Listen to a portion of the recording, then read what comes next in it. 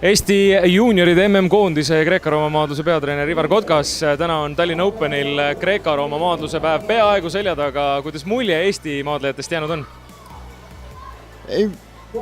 Muljega olen rahul selles mõttes, et oli õnnestumisi, võib-olla mitte nii häid õnnestumisi, et tavaline selles mõttes võistlus, et on võite, on kaotusi, et kuna tegemist on ikkagi ettevalmistava osa võistlusega, mitte põhivõistlusega, siis siit tuleb võtta õppetunnid ja edasi liikuda, et ei kaotuse pärast pead nurgu lasta, et edasi tuleb tööd teha ja samamoodi võidud, et võit peab andma siis kindluse, et liigutakse õigel teel, et see oleks võib-olla selline märksõna, et tuleb sellest võistlusest võtta maksimum nii kaotajatel kui võitjatel.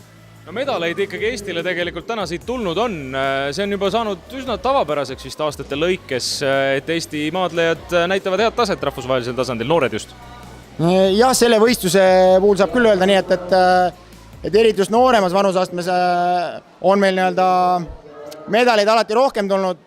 Selge on ka see, et mida vanemaks läheb vanusaste, seda tihedamaks see võistlussõel ka läheb ja konkurentide sõel, mis ei tähenda loomulikult ka seda, et seal väiksemas kaalus või väiksema või nooremas vanusastmes justkui konkurente oleks vähem, aga nii on meil läinud, et õpilased ja kadetid on meil ikkagi olnud reeglina edukamad kui siis juuniorid, et seekord ka tundub, et läheb nii, et võistlus ei ole veel läbi, et loodame, et tuleb kuldasid juurde. Sina treenerina vaatad optimistlikult tulevikku, ma saan aru, et siit järelkasvu on tulemas meil küll maadluses.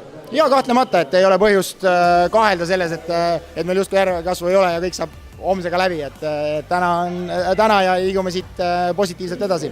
Ivar Kotkas, suur tänu sulle ja jõudu noorte treenimisel! Aitäh teile!